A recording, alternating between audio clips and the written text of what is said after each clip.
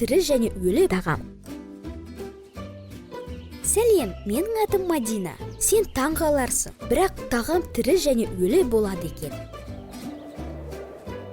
Сенің ас үйінде 2 сөре бар дейік. Бірі тірі тағамға арналған, оған жемістер, көкөністер, жаңғақтар, бұршақтар және басқа тамақ түрлері жатады.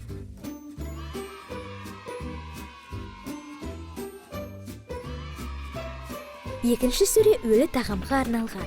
Бұл дегеніміз картоп чипсілері, тәтті пісірмелер, кәмпиттер.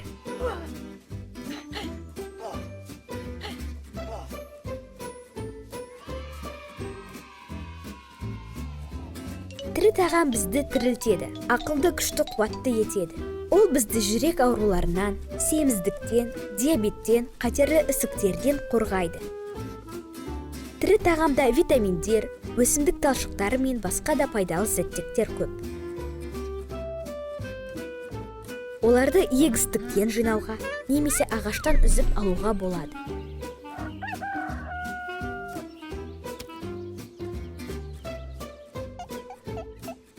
Тірі тағамды шырын түрінде сұйық күйге дейін сығып алуға болады.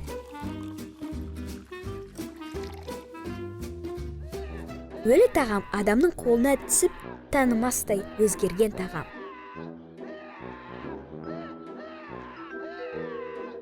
Өлі тағам ұзақ бұзылмауы және дәмді болып көрінуі үшін оларға сақтауыштарды, бояғыштарды, фруктозаны және басқа зиянды химиялық заттектерді қосады.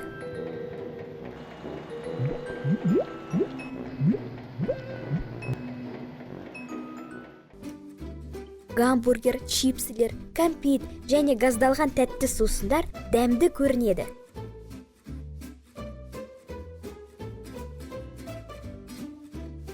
Бірақ мұндай фастфуд диабет, семіздік, жүрек пен мидың көптеген ауруларын қоздырады.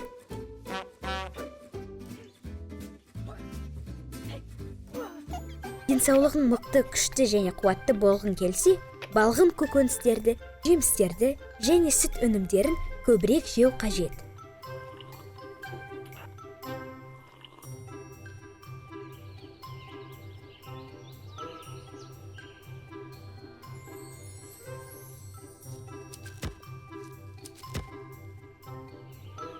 Сау болыңыз!